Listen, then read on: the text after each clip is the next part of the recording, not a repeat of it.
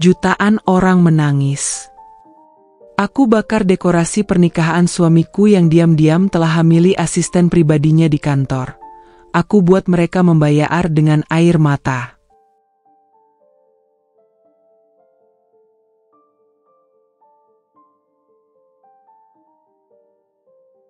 Namaku Zaskia, anak tunggal dari Pak Hendra, pemilik salah satu perusahaan properti terbesar di kota ini. Sejak kecil, aku tumbuh dikelilingi kemewahan, rumah megah dengan halaman yang luas, mobil-mobil mewah di garasi, dan liburan ke luar negeri setiap libur sekolah. Hidupku selalu terlihat sempurna di mata orang lain. Puncak dari semua itu adalah ketika aku menikah dengan Randy, pria yang dulu kukira adalah hadiah terindah Tuhan untukku. Kami bertemu di kantor ayahku, saat dia masih menjadi karyawan baru di divisi pemasaran. Aku masih ingat jelas hari itu. Aku datang ke kantor ayah untuk menandatangani beberapa dokumen. Dari kejauhan, kulihat seorang pria berjas navy sedang berbicara dengan beberapa staf. Saat mataku bertemu dengan matanya, dia tersenyum, senyum yang entah kenapa membuat dadaku terasa hangat. "Zaskia, kenalin ini Randy, karyawan baru kita," ujar ayah dengan nada bangga. "Selamat bergabung, Randy," kataku sambil mengulurkan tangan. "Terima kasih, Mbak, Ibu, atau?" Randy terlihat canggung, membuatku tersenyum. "Panggil saja Zaskia," jawabku singkat. Ada sesuatu dalam caranya bicara, tenang, penuh wibawa, dan tidak berlebihan, yang membuatku nyaman. Tidak seperti beberapa pria lain yang sering terlihat terintimidasi dengan statusku sebagai anak bos. Dari pertemuan itu, komunikasi kami mulai terjalin. Awalnya hanya obrolan ringan di kantor, lalu sesekali makan siang bersama. Hingga setahun kemudian, dia melamarku. Pernikahan kami digelar dengan megah di Hotel Bintang 5, dihadiri para pebisnis besar, artis, dan pejabat. Semua orang memuji kecocokan kami. "Pasangan idaman," kata para karyawan kantor ayahku. "Lihat mereka, cocok sekali. Randy itu beruntung dapat anaknya Pak Hendra," bisik tamu-tamu undangan. Aku percaya pada cinta kami. Randy selalu bilang padaku, "Aku hanya punya kamu, Kia. Dari dulu sampai nanti, kamu yang terakhir." Ia sering memposting foto kami di media sosial perusahaan, memberi caption manis seperti, "Bersama pendamping hidupku yang luar biasa." Aku tidak pernah meragukannya, sampai seseorang bernama Nadia datang. Nadia adalah asisten pribadi baru Randy.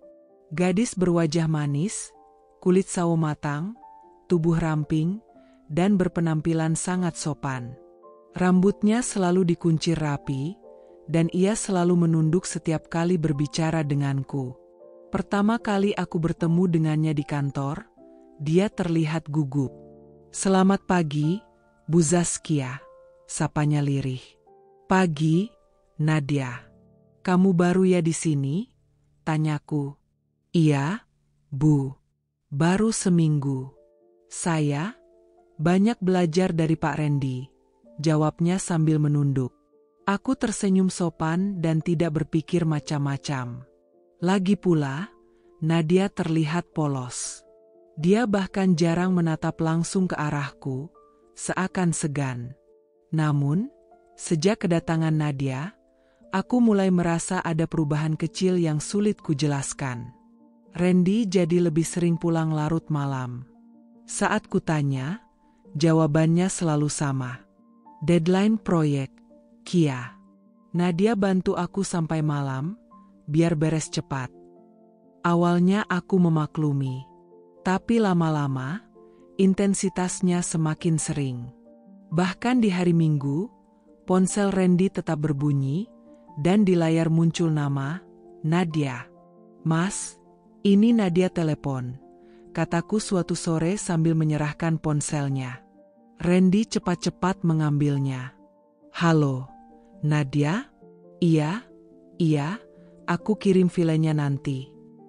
Nada bicaranya terdengar biasa saja, tapi aku menangkap sesuatu yang tidak kuketahui apa.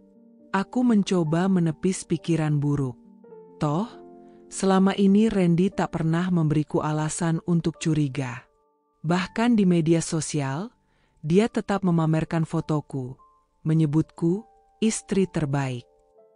Namun, suatu malam, saat kami makan malam bersama di ruang makan, aku memberanikan diri untuk bertanya, "Mas, kamu gak capek? Belakangan kok sering banget lembur sama Nadia?" Tanyaku hati-hati. Randy meletakkan sendoknya dan menatapku. "Kia, jangan salah paham. Nadia itu cuma staf. Dia kerja bagus, makanya aku percayakan beberapa hal ke dia. Lagian, masa iya kamu gak percaya sama aku?" Aku terdiam. Bukan gak percaya, cuma aku takut kamu kecapean. Dia tersenyum tipis, lalu menggenggam tanganku. "Aku janji, semua ini demi masa depan kita. Percaya sama aku, ya?" Percakapan itu seharusnya membuatku tenang. Tapi entah kenapa, malah menimbulkan rasa aneh di dada. Beberapa minggu kemudian, aku datang ke kantor ayah tanpa memberitahu Randy. Saat aku masuk ke ruangan suamiku, dia sedang berdiri di dekat meja kerja, membicarakan sesuatu dengan Nadia. "Oh, Kia, kok nggak bilang mau datang?" Randy terlihat sedikit terkejut. "Aku kebetulan lagi di dekat sini, sekalian mampir," jawabku sambil tersenyum. Nadia langsung menunduk. "Permisi, Bu. Saya ke ruang arsip dulu." Mataku mengikuti langkah Nadia yang keluar. Aku memperhatikan gerak-geriknya, terlalu cepat, seakan ingin segera menjauh. "Mas, aku cuma mau kasih kamu makan siang," kataku sambil meletakkan kotak bekal di mejanya. Randy tersenyum. "Wah, terima kasih. Kamu selalu perhatian." Tapi di sela obrolan kami, aku melihat ponsel Randy di meja. Ada notifikasi chat masuk, dan di layar terlihat nama, Nadia. Pesannya singkat, "Mas, jangan lupa nanti." Jantungku berdetak cepat. Nanti? Nanti apa? Aku tidak bertanya saat itu. Aku hanya tersenyum dan berpura-pura tidak melihat apa-apa. Tapi di kepalaku, pertanyaan itu terus berputar. Sore harinya, di rumah, aku mencoba bersikap biasa. Namun Randy kembali pulang larut malam. Saat kutanya, jawabannya sama, rapat dadakan. "Dengan Nadia?" tanyaku, mencoba terdengar santai. Dia terdiam sebentar, lalu berkata, "Iya, ada revisi proyek." Aku menarik napas dalam. "Mas, kamu yakin gak ada yang kamu sembunyikan dari aku?" Randy menatapku, kali ini agak kesal. "Kia, kamu ini kenapa sih? Aku kerja, demi kita. Nadia itu cuma bawahan. Udah, jangan dibesar-besarin." Aku mengangguk pelan, tapi hatiku justru makin tidak tenang. Karena entah kenapa, senyum Nadia yang dulu terlihat sopan, kini terasa seperti menyimpan sesuatu. Sesuatu yang belum ku ketahui, tapi aku tahu, cepat atau lambat, aku akan mengetahuinya. Beberapa bulan belakangan, Randy semakin sering pulang larut malam. Awalnya aku masih berusaha memaklumi, memang sedang banyak proyek besar di perusahaan, apalagi posisi Randy sekarang cukup strategis. Tapi lama-kelamaan, alasan yang ia berikan terasa terlalu sering dan terlalu mirip. Suatu malam, dia sudah mengenakan kemeja biru yang biasa ia pakai untuk meeting, padahal hari itu seharusnya tidak ada agenda penting. "Ada revisi proyek, sayang. Aku harus selesaikan malam ini," katanya sambil memasukkan laptop ke dalam tas kulitnya. Aku menatapnya sambil memegang sendok sup. "Revisi proyek lagi?" Bukannya baru kemarin lembur? Dia tersenyum sekilas. Iya, tapi ini revisi mendadak. Kliennya rewel. Kia, kalau nggak aku tangani sekarang, bisa berantakan. Aku mengangguk, walau dalam hati ada sedikit rasa tidak nyaman. Apalagi akhir-akhir ini, Nadia mulai sering ke rumah malam-malam dengan alasan membawa dokumen. Suatu malam, saat hujan gerimis, bel rumah berbunyi. Aku membuka pintu dan mendapati Nadia berdiri di depan, mengenakan jas hujan tipis. Tangannya memegang map coklat tebal. "Permisi, Bu, ini ada dokumen urgent untuk Pak Randy," katanya sambil menunduk. Aku menoleh ke arah jam di ruang tamu. Pukul 21.30. Sudah malam sekali. Besok pagi saja kan bisa? Tanyaku. Nadia tampak gugup. Katanya, harus malam ini, Bu, karena Pak Randy mau lembur di rumah. Ibuku, yang sedang duduk menonton televisi di ruang keluarga, ikut menyahut. Tumen asistennya ikut lembur malam-malam, nada suaranya terdengar penuh tanya. Aku tersenyum kaku. Nggak apa-apa, Bu, mungkin memang urgent. Dalam hati, aku mencoba percaya. Lagi pula, aku tidak pernah punya bukti kalau ada yang salah. Randy keluar dari ruang kerjanya dan tersenyum saat melihat Nadia. Oh, dokumennya sudah datang. Terima kasih, Nadia. Kamu hati-hati pulangnya, ya. Nadia mengangguk cepat lalu pamit. Begitu pintu tertutup, aku mencoba bercanda. Mas, kamu ini ya, sampai asistennya harus antar dokumen malam-malam. Randy hanya tertawa kecil. Namanya juga kerja, Kia. Nggak ada jamnya. Kamu jangan cemburu sama berkas, ya. Tapi ada sesuatu di matanya malam itu, seperti tatapan orang yang sedang menyembunyikan sesuatu. Beberapa hari kemudian, aku sedang di dapur menyiapkan teh saat ponsel Randy di meja ruang makan berbunyi. Layarnya menyala, menampilkan pesan singkat, "Mas, sudah sampai di tempat. Tunggu di parkiran belakang."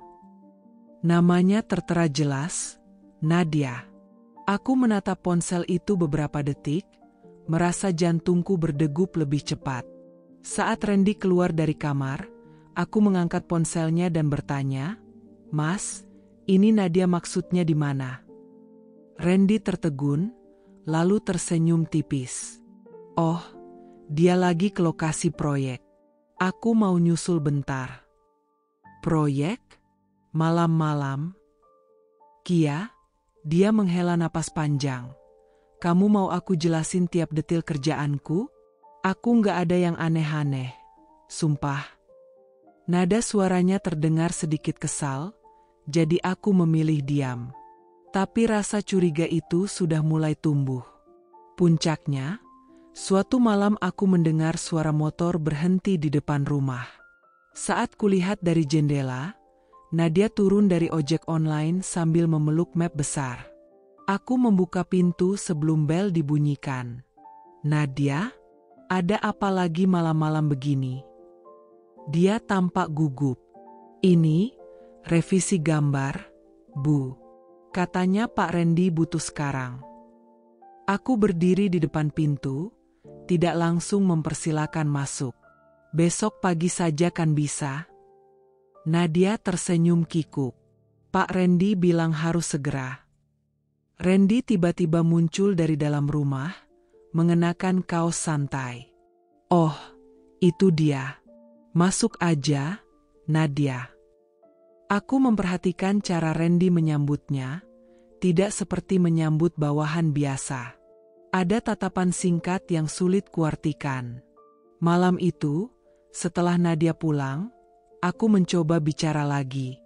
"Mas, aku nggak enak kalau Nadia sering datang malam-malam. Orang bisa salah paham." Randy menatapku. "Kia, kita ini profesional. Aku nggak peduli orang mau ngomong apa.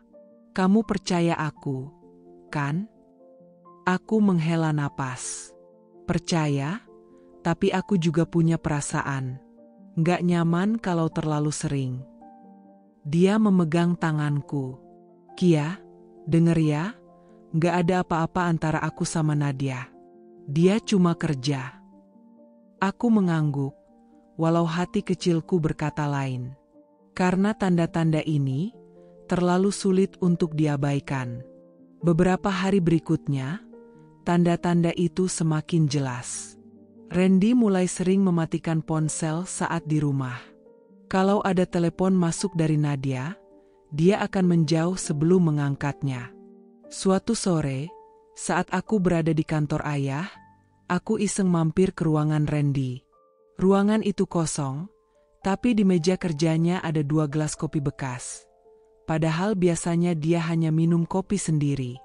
Aku bertanya pada resepsionis, "Pak Randy kemana?" "Oh, tadi keluar sama Bu Nadia, Mbak. Katanya mau survei lokasi." "Survei lokasi?" Tapi aku tahu, jadwal Randy hari itu seharusnya penuh dengan meeting di kantor. Malamnya, aku duduk di kamar sambil memandangi ponselku. Aku ingin menghubungi Nadia langsung, tapi entah kenapa tanganku terasa berat. Aku takut jawaban yang kudapat justru mengonfirmasi semua ketakutanku. Randy masuk kamar, meletakkan tasnya, dan langsung menuju kamar mandi. Ponselnya tertinggal di meja rias. Aku melihat ada notifikasi chat dari Nadia. "Mas, makasih untuk hari ini. Sampai ketemu besok." Tidak ada emoji, tidak ada tanda-tanda berlebihan. Tapi entah kenapa, kalimat itu terasa terlalu akrab. Suatu siang, aku memutuskan untuk mampir ke kantor Randy. Hari itu aku baru saja selesai menghadiri acara arisan bersama ibu-ibu komplek, dan kebetulan kantornya hanya berjarak 10 menit dari kafe tempat kami berkumpul. Aku membeli makanan favorit Randy, nasi bakar ayam suwir dan es kopi susu dari kedai langganannya, karena ingin memberinya kejutan. Saat masuk ke lobi kantor, satpam menyapaku ramah. "Siang, Bu Zaskia. Mau ketemu Pak Randy?" "Iya, Mas. Saya bawakan makan siang," jawabku sambil tersenyum. Aku berjalan melewati lorong menuju lift.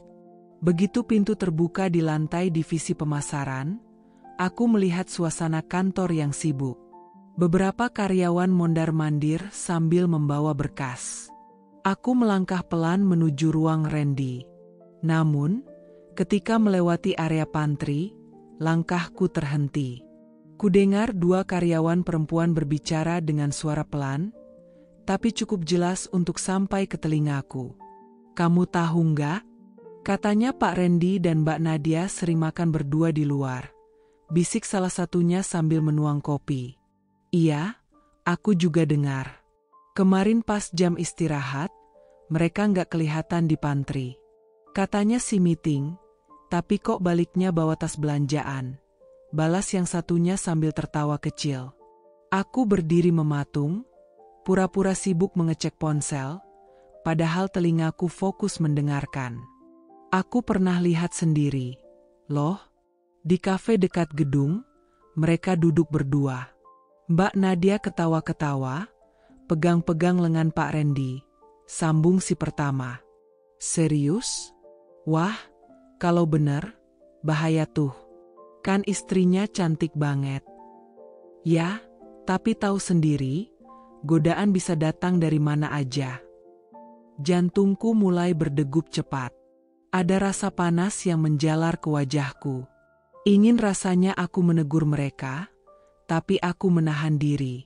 Aku tidak mau membuat keributan di tempat umum, apalagi di kantor ayahku sendiri. Aku menarik napas dalam dan berjalan melewati mereka seolah tak mendengar apa-apa. Tapi dalam hati, omongan itu terus bergema. Sampai di depan ruangan Randy, aku mengetuk pintu pelan. "Mas," panggilku. Belum sempat pintu dibuka, aku mendengar suara langkah kaki dari arah belakang. Aku menoleh dan melihat Nadia keluar dari ruangan sebelah. Dia memegang beberapa lembar kertas, lalu dengan nada yang jelas terdengar terlalu akrab untuk hubungan atasan-bawahan, dia berkata, "Ren, ini laporan yang kamu minta." Nada suaranya manja, dengan ujung kalimat yang sedikit naik. Persis seperti gaya bicara seseorang pada orang yang dekat, bukan sekadar rekan kerja. Aku mengerjapkan mata, memastikan aku tidak salah dengar. Nadia tampak kaget saat melihatku berdiri di sana. "Oh, selamat siang, Bu Zaskia," ucapnya tergesa sambil menunduk. "Siang, Nadia," jawabku datar. Mataku bergerak dari wajahnya ke tumpukan kertas di tangannya. Randy yang mendengar suaraku segera keluar. Wajahnya menunjukkan keterkejutan yang sama. "Kia, kok nggak bilang mau datang?" tanyanya sambil tersenyum, tapi senyum itu terasa kaku. "Aku mau kasih kamu makan siang," jawabku sambil mengangkat kantong kertas di tanganku. "Kebetulan lewat." "Oh, terima kasih. Kamu selalu perhatian," katanya sambil meraih kantong itu. Nadia menyerahkan berkasnya, tapi aku melihat sekilas jari-jarinya menyentuh jari Randy. Hanya sebentar, mungkin saja tidak sengaja, tapi cukup membuat dadaku sesak. Aku melangkah masuk ke ruang kerja Randy. Dia menutup pintu dan duduk di kursinya, membuka kotak nasi bakar yang kubawa. "Kamu nggak bilang mau datang. Aku sampai kaget," ujarnya sambil tersenyum, mencoba mencairkan suasana. "Aku cuma mau memastikan kamu makan. Katanya belakangan ini sibuk banget." "Memang, tapi semua aman kok," jawabnya singkat. Aku menatapnya, mencoba membaca wajahnya. "Mas, tadi aku dengar beberapa orang di pantry ngomongin kamu sama Nadia." Senyumnya langsung hilang. "Ngomongin apa?" "Katanya kalian sering makan berdua di luar. Baliknya bawa belanjaan." Randy menghela napas panjang. "Kia, itu cuma gosip kantor. Jangan didengerin. Aku sama Nadia keluar kantor cuma kalau ada urusan kerja." "Terus belanjaan itu?" tanyaku, nada suaraku meninggi tanpa sadar. "Itu, aku beliin dia hadiah kecil karena ulang tahunnya. Dia kan kerja keras bantuin aku. Masa nggak boleh?" "Hadiah ulang tahun?" Aku menatapnya tajam. "Mas, kamu sadar nggak kalau itu bisa bikin orang salah paham?" "Ya makanya kamu jangan ikutan salah paham. Aku tahu batasnya, Kia." Aku terdiam, mencoba menahan emosi. Tapi kata-kata di pantry tadi terus berputar di kepalaku. Sore itu, sebelum pulang, aku sengaja mampir ke toilet wanita yang berada di dekat ruang staf. Saat sedang mencuci tangan, dua karyawan lain masuk sambil mengobrol. Kamu lihat nggak? Mbak Nadia dapat parfum mahal itu loh," katanya dari Pak Randy. "Wah, serius? Romantis banget, kayak pacar aja." Aku menunduk, pura-pura sibuk merapikan rambut, tapi telingaku menangkap semua kata. Saat keluar dari toilet, aku berpapasan lagi dengan Nadia. Dia tersenyum singkat padaku, tapi aku bisa mencium aroma parfum yang sangat kuat, aroma yang aku tahu persis harganya tidak murah. Dalam perjalanan pulang, aku duduk di mobil sambil memandangi keluar jendela.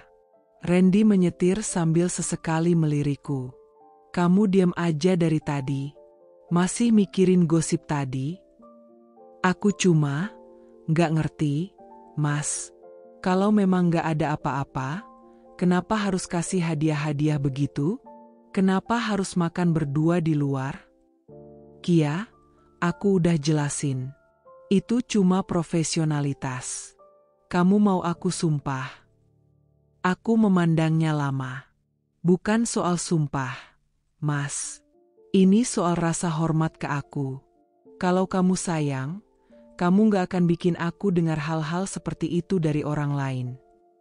Dia terdiam. Tidak ada kata-kata yang keluar, hanya suara mesin mobil yang terdengar. Beberapa hari terakhir, suasana rumah kami terasa berbeda. Bukan lagi hangat seperti dulu, melainkan dingin. Randy mulai jarang memujiku. Kalau dulu setiap pulang kerja dia selalu bilang, "Cantik banget istriku hari ini," sekarang hanya sapaan singkat sambil lalu. Yang paling mengganggu adalah kebiasaannya dengan ponsel. Ia lebih sering menunduk menatap layar, jemarinya bergerak cepat, lalu tiba-tiba tersenyum kecil. Senyum yang jarang sekali aku dapat akhir-akhir ini. Malam itu, saat aku sedang menata meja makan, kulihat dia duduk di sofa ruang tamu, matanya tertuju pada layar ponsel. Aku melangkah mendekat. "Kamu chat sama siapa?" tanyaku sambil mencoba terdengar santai. "Klien," jawabnya singkat, lalu berdiri dan berjalan ke balkon. "Kenapa harus ke balkon segala?" tanyaku lagi. "Biar fokus," ucapnya tanpa menoleh. Aku berdiri di ruang tamu, menatap punggungnya yang semakin menjauh. Rasa curiga yang sebelumnya hanya seperti bisikan kecil kini mulai berubah menjadi suara keras di kepalaku. Beberapa hari kemudian, kebiasaan itu semakin menjadi. Setiap ponselnya berbunyi, dia akan cepat-cepat meraih dan membacanya. Lalu senyum tipis muncul di bibirnya. Kalau aku bertanya, jawabannya selalu sama, "Klien," atau "proyek baru."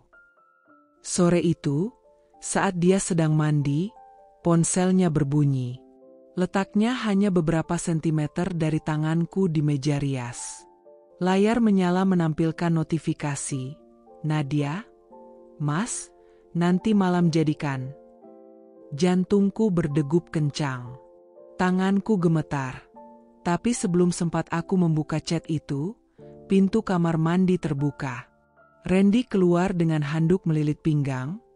Matanya langsung tertuju pada ponsel di tanganku. "Kamu ngapain pegang HP aku?" Suaranya datar, tapi ada ketegangan di dalamnya. "Aku cuma mau lihat jam." Bohongku. Ada pesan masuk dari Nadia." Wajahnya menegang sepersekian detik, lalu ia tersenyum kaku. "Itu urusan kerja." "Kerja malam-malam?"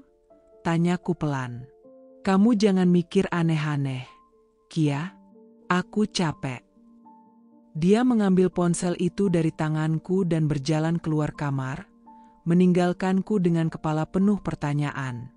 Malam berikutnya, aku sengaja memperhatikan.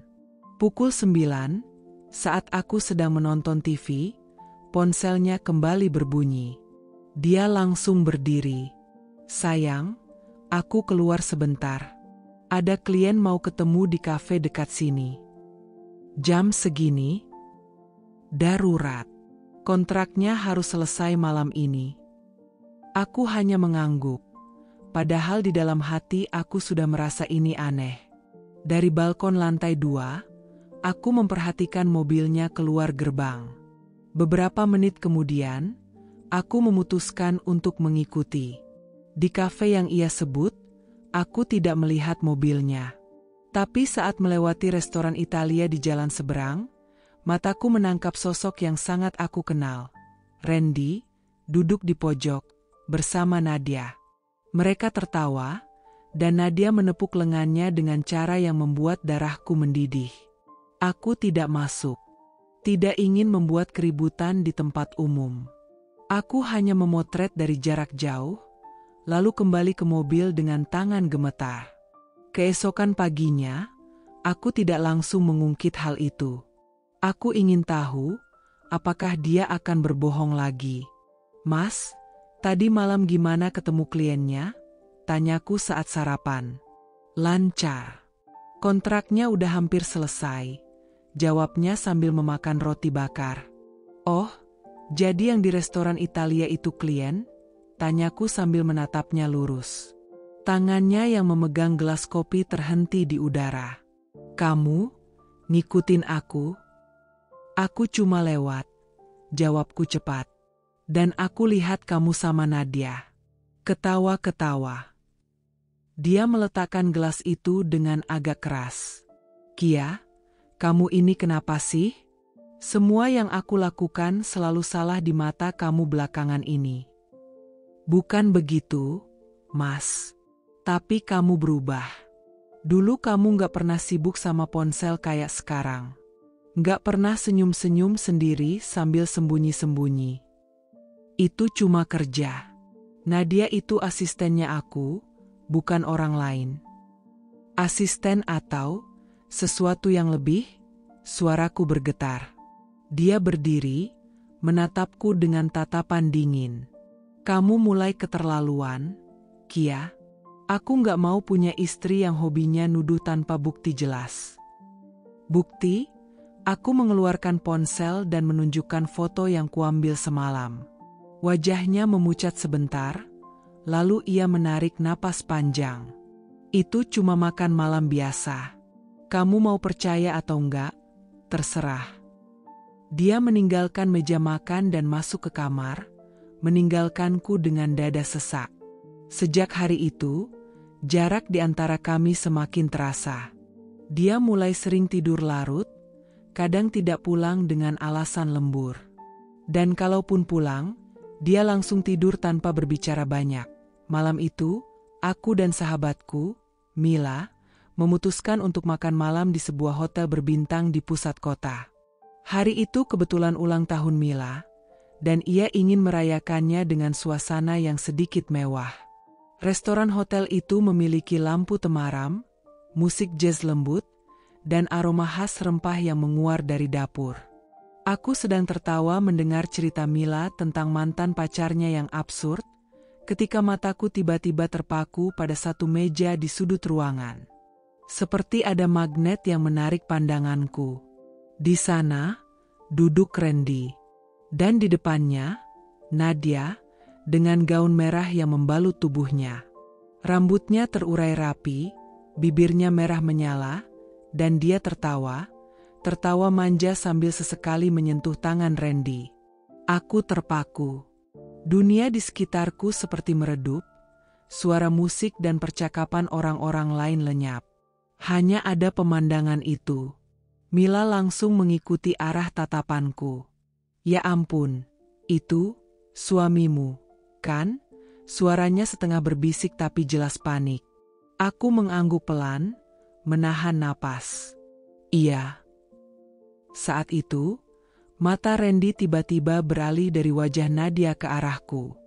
Ia membeku, matanya membesar, lalu cepat-cepat melepaskan tangannya dari meja. Nadia juga menoleh, dan aku bisa melihat senyum tipisnya memudar, digantikan tatapan yang sulit kutebak. Randy berdiri. Kia, ini kebetulan. Kita lagi bahas kerjaan, katanya sambil berjalan mendekat, suaranya setengah gugup, setengah memaksa terdengar tenang. Aku menatapnya tajam, mencoba menjaga agar nadaku tidak pecah. Kerjaan? Di restoran hotel? Dengan gaun merah seperti itu? Nadia yang masih duduk menyahut pelan, Bu, saya cuma diminta menemani Pak Randy. Untuk. Aku memotongnya, kau tak perlu menjelaskan. Mila, yang duduk di sebelahku, sudah siap berdiri. Aku memberi isyarat agar dia tetap duduk. Aku tidak mau membuat keributan di tempat ini. Sayang, jangan salah paham, kata Randy lagi, kini suaranya lebih pelan, seperti mencoba menenangkanku. Proyek yang kita kerjakan butuh diskusi cepat. Dan Nadia. Diskusi proyek? Dengan tatapan seperti itu, potongku. Aku memandang matanya dalam-dalam. Dia berusaha mempertahankan kontak mata, tapi aku tahu, ada kebohongan di sana. Mas, pulang sekarang, ucapku akhirnya. Tapi, sekarang, suasana di meja Nadia langsung canggung.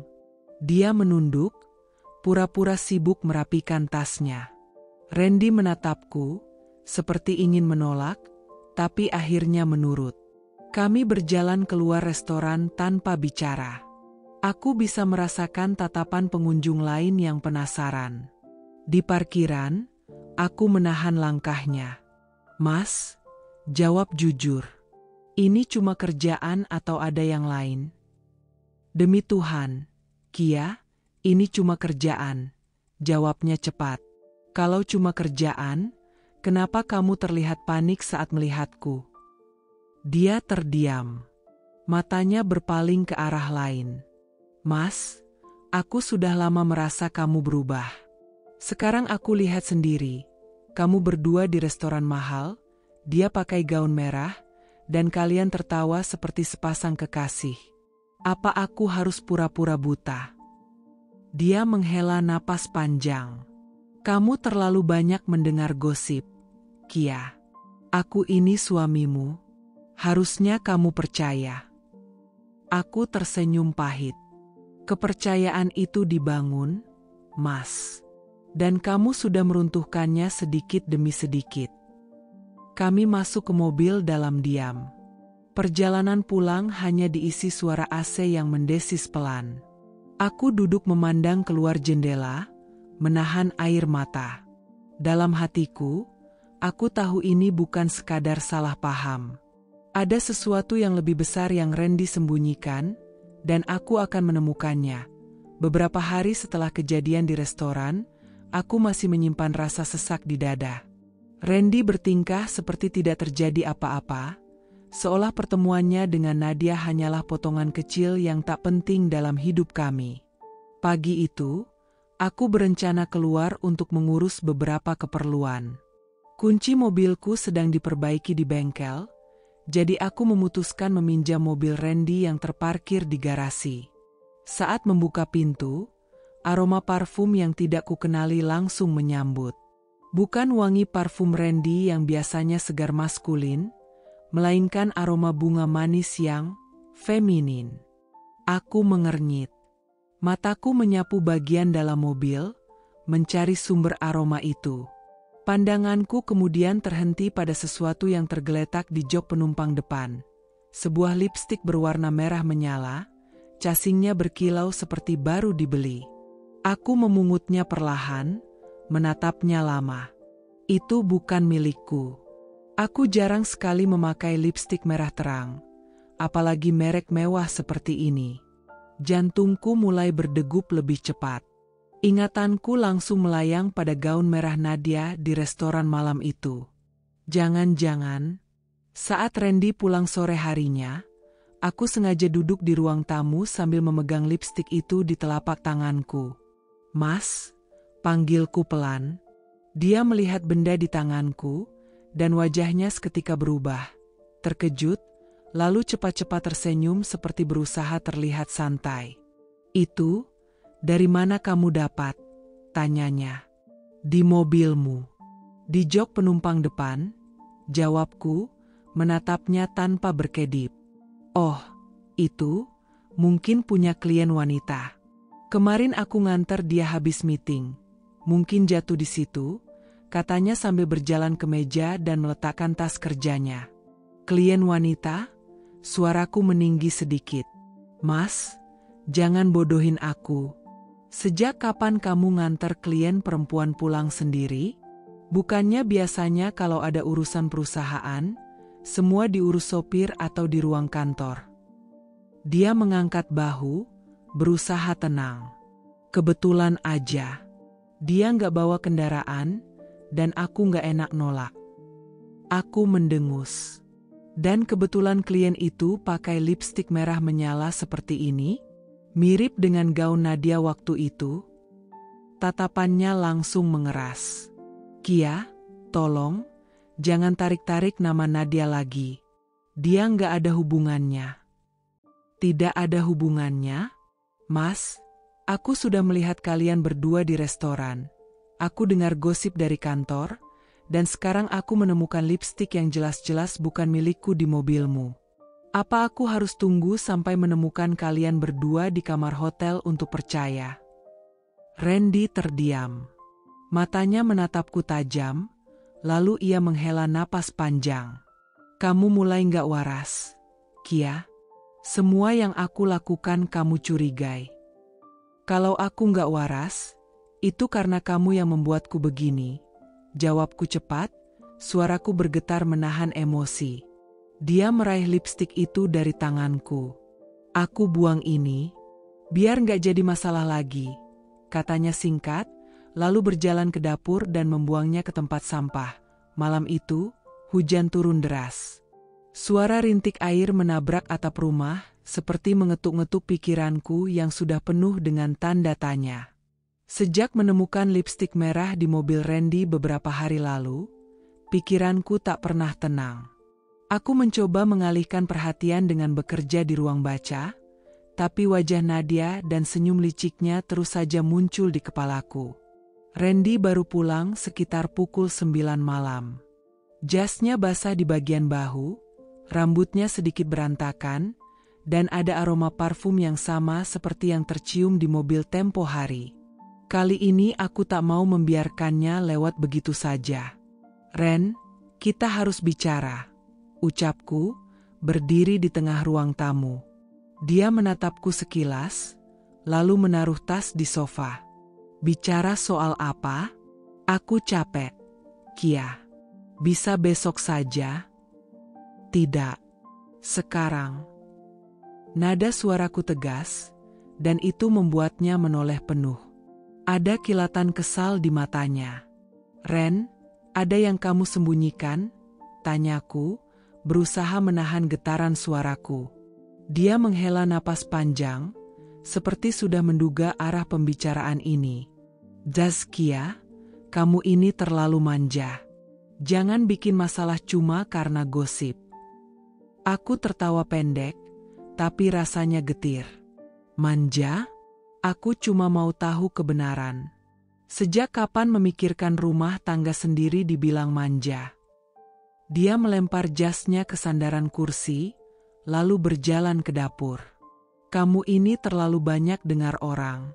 Mereka iri sama kita, makanya ngomong yang enggak-enggak." Aku mengikutinya. "Iri? Ren, aku melihatmu sendiri di restoran sama Nadia. Aku menemukan lipstik merah di mobilmu. Itu bukan gosip. Itu kenyataan." Randy membuka kulkas, menuang air ke gelas, lalu meneguknya seolah sedang mengulur waktu. "Kamu selalu menghubungkan semua hal ke Nadia. Dia cuma asistennya aku. Cuma kerja." "Kerja?" Jam 9 malam di restoran hotel, sambil tertawa seperti sedang kencan, suaraku meninggi. "Kamu pikir aku ini bodoh?" Dia menatapku tajam. "Kalau kamu sudah menuduh, buat apa aku jelasin? Kamu sudah percaya sama pikiranmu sendiri, kan?" Aku balas menatapnya. "Aku ingin kamu jujur, Ren. Kalau memang ada sesuatu antara kamu dan dia, katakan sekarang. Aku bisa terima kalau kita bicara baik-baik. Tapi jangan bohongi aku." Dia mendengus, menaruh gelas di meja dengan suara sedikit keras. "Kia, kamu selalu drama. Hidupmu ini sudah enak, tapi kamu cari-cari masalah. Aku capek."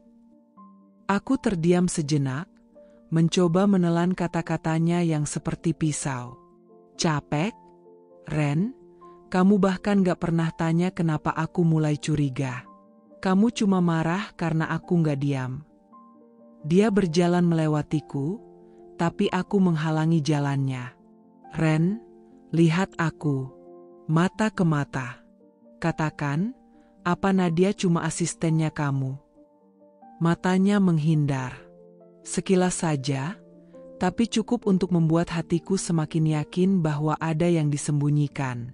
"Aku nggak mau ngomong lagi soal ini," katanya akhirnya, lalu melangkah ke kamar.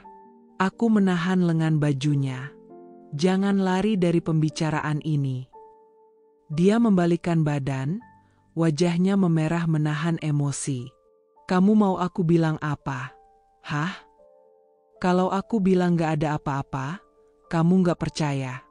Kalau aku diam, kamu makin curiga. Jadi maumu apa?" Aku menatapnya lama, air mataku mulai menggenang.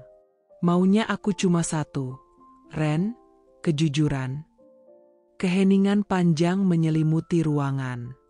Hanya suara hujan di luar yang terdengar. Dia menatapku, lalu menunduk, seperti sedang mencari kata-kata. Aku, nggak bisa, katanya pelan. Jawaban itu seperti palu yang menghantam dadaku. Nggak bisa? Maksudnya? Dia menggeleng. Nggak sekarang. Aku tersenyum miris.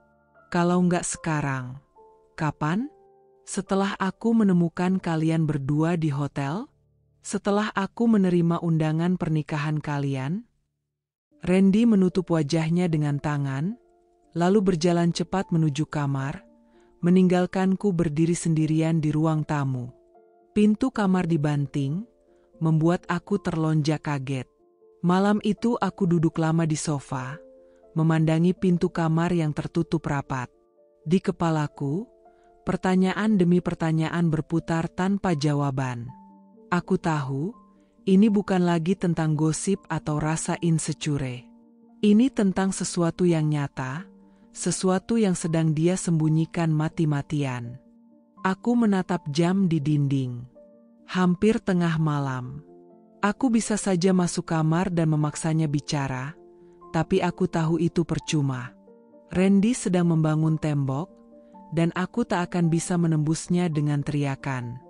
Aku harus mencari cara lain, cara yang membuatnya tak bisa lagi mengelak. Tanganku meraih ponsel.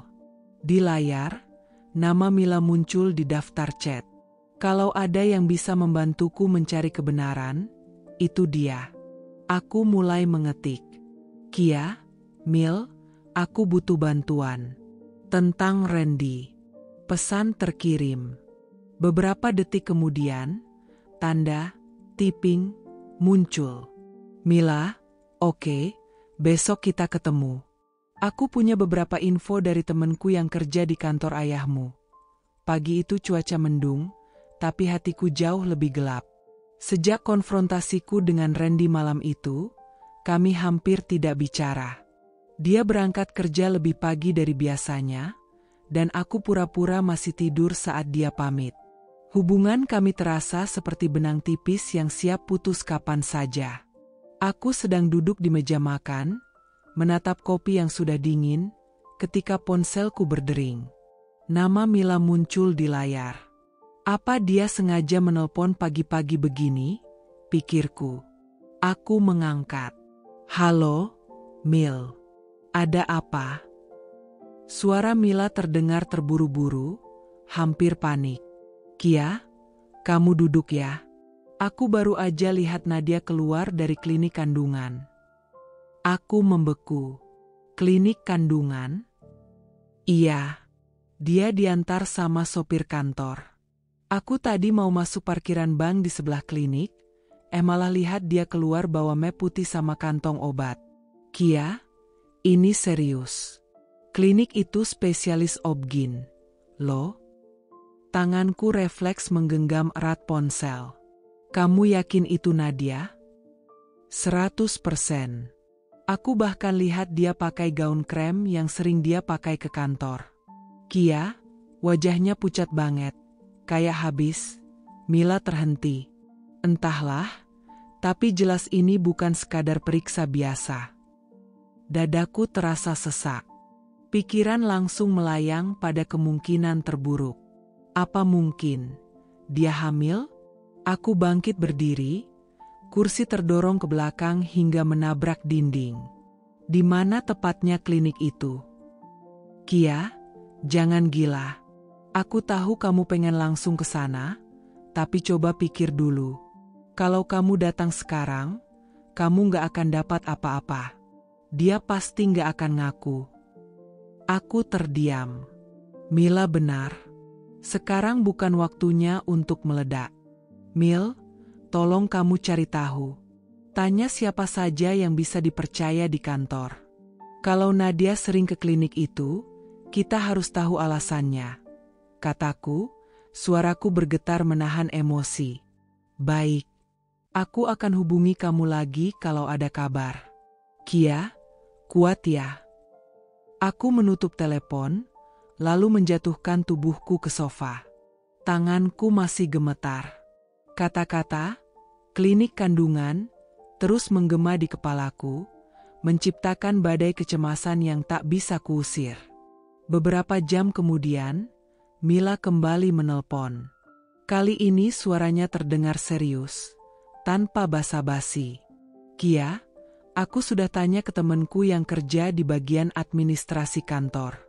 Katanya, belakangan Nadia sering izin keluar setengah hari, dengan alasan ada urusan keluarga. Tapi yang aneh, izin itu selalu di hari Randy juga keluar kantor untuk meeting. Aku menghela napas panjang. Jadi mereka keluar bareng? Sepertinya begitu. Dan temenku bilang, minggu lalu Randy sempat nyetir sendiri, bawa Nadia. Mobilnya diparkir di basement gedung dekat klinik yang sama. Kepalaku terasa berdenyut. Potongan-potongan puzzle mulai terbentuk, dan aku membencinya. Mila, kalau dugaan ini benar, kalau Nadia hamil dan itu, anaknya Randy, suaraku tercekat, tak sanggup menyelesaikan kalimat itu. Kia, jangan langsung loncat ke kesimpulan. Tapi aku ngerti maksudmu.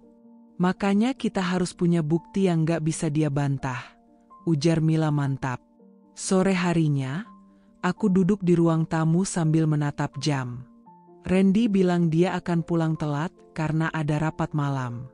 Aku tahu, itu alasan yang sama yang sering dia pakai akhir-akhir ini. Dan sekarang, alasan itu terdengar seperti kebohongan yang sudah terlalu sering diulang. Aku membuka ponsel, mengetik pesan pada Mila. Kia, kalau aku ikutin dia malam ini, kamu bisa ikut? Balasannya cepat. Mila, bisa. Aku udah di mobil. Kirim lokasimu, aku jemput. Kami memarkir mobil di seberang gedung kantor Randy. Dari kejauhan, aku bisa melihat pintu lobi yang ramai oleh karyawan yang pulang kerja. Waktu berlalu lambat. Setiap kali pintu terbuka, aku berharap melihat Randy keluar, dan akhirnya, dia muncul. Dia tidak sendirian. Nadia berjalan di sampingnya, mengenakan blus biru muda dan rok hitam selutut. Mereka terlihat sedang berbicara serius, lalu melangkah ke mobil Randy. Aku dan Mila saling pandang. Dia nggak ke arah rumah, gumam Mila setelah kami mulai mengikuti. Mobil Randy berbelok ke arah barat, bukan ke arah rumah kami. Setelah sekitar 15 menit, mobil itu masuk ke area parkir, klinik kandungan yang tadi Mila ceritakan. Dadaku langsung terhimpit. Kia, kamu mau turun? Tanya Mila pelan. Aku menggeleng cepat. Belum. Kita lihat saja dari sini. Dari kejauhan, aku melihat Randy turun lebih dulu, lalu berjalan ke sisi penumpang untuk membuka pintu bagi Nadia. Gerakannya terlalu lembut untuk sekadar atasan pada asisten. Nadia turun pelan, satu tangannya memegang perut bagian bawah. Mereka berjalan masuk ke klinik. Aku tak lagi merasa gemetar, aku membeku. Semua penyangkalan yang Randy ucapkan di rumah, semua kata, cuma kerja, itu, hancur di kepalaku. Mila menyentuh lenganku. Kia, kita sudah punya cukup bukti buat konfrontasi. Aku menelan ludah, mencoba berbicara meski suaraku hampir tak keluar. Belum, aku mau lihat sampai akhir. Sekitar 40 menit kemudian, mereka keluar. Nadia memegang amplop putih besar, mungkin hasil pemeriksaan, dan sebuah kantong obat. Randy menuntunnya ke mobil, bahkan membukakan pintu lagi. Mereka sempat tertawa kecil sebelum mobil itu melaju pergi. Aku menunduk, air mataku menetes tanpa bisa kutahan. Mila, kalau itu bukan bukti, aku nggak tahu apa lagi yang bisa disebut bukti, ucapku lirih. Mila menghela napas panjang. Kia, Kamu mau aku temenin malam ini? Aku mengangguk, menatap kosong ke depan. Iya, karena malam ini, aku nggak akan diam lagi. Sejak kejadian di klinik kandungan itu, aku tak lagi hanya menunggu kebenaran jatuh ke pangkuanku. Aku ingin mencarinya sendiri. Rasa sakit di hatiku sudah berubah menjadi tekad dingin. Malam itu, aku duduk di kamar sambil menatap layar ponsel. Membuka catatan kecil tempat aku menulis semua detail yang pernah mencurigakan. Tanggal-tanggal Randy lembur, jam dia pulang, alasan-alasan yang ia berikan, dan kapan Nadia terlihat bersamanya. Semua itu mulai membentuk pola yang mengerikan. Mil, panggilku lewat telepon, aku butuh bantuannya sekali lagi. Suara Mila terdengar mantap. Katakan apa? Kita harus cari tahu kemana mereka pergi setiap kali meeting malam itu. Aku punya feeling, ini bukan sekadar makan malam. Esoknya, aku memutuskan pergi ke sebuah hotel mewah di pusat kota. Hotel itu terkenal sebagai tempat menginap pebisnis luar kota, dan juga, kabarnya, tempat kencan rahasia bagi mereka yang ingin menghindari mata publik. Aku tiba sekitar pukul 2 siang, saat lobi tidak terlalu ramai. Seorang resepsionis muda menyapaku dengan senyum profesional. Selamat siang, Bu. Ada yang bisa saya bantu? Aku tersenyum, pura-pura ramah. Begini, saya sedang mencari suami saya. Dia sepertinya pernah menginap di sini, tapi saya kehilangan kontak dengannya. Namanya Randy. Resepsionis itu menatapku ragu. Mohon maaf, Bu, kami tidak bisa memberikan informasi tamu demi menjaga privasi. Aku mengeluarkan amplop kecil dari tas, mendorongnya pelan ke arahnya. Saya mengerti soal privasi, tapi ini masalah keluarga. Tolong bantu saya, hanya untuk memastikan dia baik-baik saja. Wajahnya berubah sedikit gugup. Ia menatap sekeliling, lalu menghela napas.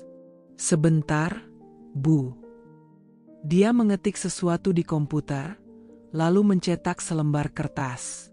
Saat menyerahkannya, ia berbisik, "Jangan bilang siapa-siapa saya yang kasih." Aku membuka kertas itu, dan mataku langsung panas. Tertulis jelas di kolom tamu. Mr. Mrs. Randy check-in, 12 Juli. Check-out, 13 Juli. Room 1205. Dadaku seperti diremas. Mrs. Randy? Jadi mereka bukan hanya menginap bersama, tapi juga mengaku sebagai pasangan resmi. Aku menatap resepsionis itu dengan suara bergetar. Terima kasih. Dia hanya mengangguk, lalu kembali sibuk di depan komputer, seolah tidak ingin terlalu terlibat. Di luar hotel, aku berdiri memandangi papan nama besar yang berkilau di bawah sinar matahari. Angin sore membawa aroma kopi dari kafe sebelah, tapi bagiku semuanya terasa hambar. Teleponku berdering, Mila. Mil, suaraku pecah. Aku punya buktinya. Apa? Mereka pernah menginap di hotel ini 2 hari, dan mereka daftar sebagai suami istri. Hening beberapa detik di seberang sana, lalu Mila bersuara pelan, "Kia, ini udah bukan sekadar curiga. Dia udah mempermalukan kamu habis-habisan." Aku menutup mata, mencoba menahan air mata yang memaksa keluar. Aku nggak akan diam lagi. Aku mau dia tahu aku sudah tahu semuanya. Malam itu, aku duduk di ruang tamu, menunggu Randy pulang. Jam di dinding menunjukkan pukul 10:15 saat suara pintu depan terdengar. Dia masuk, masih mengenakan jas kerja, wajahnya terlihat lelah, atau pura-pura lelah. "Kamu belum tidur?" tanyanya sambil melepas sepatu. "Aku lagi nunggu kamu," jawabku datar. Dia berjalan ke arahku, lalu berhenti saat melihat tatapanku. "Kenapa? Ada apa?" Aku mengeluarkan kertas daftar tamu hotel itu dari tas, lalu meletakkannya di meja. Kamu mau jelasin ini? Randy menatap kertas itu, dan aku melihat Rona pucat menyapu wajahnya. Dari mana kamu dapat ini? Itu nggak penting. Yang penting, jawab, siapa, Mrs. Randy, yang check-in sama kamu di hotel itu? Dia menghela napas, lalu tertawa hambar. Kamu benar-benar keterlaluan, Kia. Cuma karena selembar kertas, kamu langsung tuduh aku macam-macam. Aku mencondongkan tubuh, tatapanku tajam. Jangan main-main sama aku. Aku tahu itu Nadia. Aku lihat kalian keluar masuk klinik kandungan. Aku tahu dia sering keluar kantor bareng kamu. Dan sekarang, ini. Wajahnya mengeras. Kamu sudah mulai berhalusinasi. Semua ini cuma kesalahpahaman. Aku berdiri, suaraku meninggi. Kesalahpahaman? Menyamar sebagai suami istri di hotel? Itu kesalahpahaman? Randy, aku nggak sebodoh itu. Dia terdiam. Matanya berkilat, tapi bibirnya terkunci rapat. Mungkin dia sedang mencari alasan baru, tapi aku tidak memberinya kesempatan. Kalau kamu nggak mau ngomong sekarang, aku akan cari bukti yang lebih besar. Dan saat itu, jangan harap aku akan menutupinya. Randy akhirnya membuka suara, suaranya dingin. Kalau kamu mau main seperti itu, silakan. Tapi jangan menyesal. Dia mengambil jasnya lagi dan berjalan ke arah pintu, meninggalkanku sendirian dengan gemuruh di dadaku. Aku tidak pernah menyangka langkah kakiku membawaku ke kafe kecil di sudut kota itu. Niat awalnya hanya untuk menenangkan pikiran setelah malam penuh pertengkaran dengan Randy. Tapi ternyata, semesta punya rencana lain, rencana yang jauh lebih pahit. Kafe itu tidak ramai sore itu. Lampu gantung temaram dan aroma kopi bercampur dengan suara musik akustik yang mengalun pelan. Aku memilih duduk di pojok, dekat jendela, supaya bisa melihat hujan tipis yang mulai turun di luar. Saat pelayan datang membawa cappuccino pesananku, aku mendengar suara familiar di belakangku.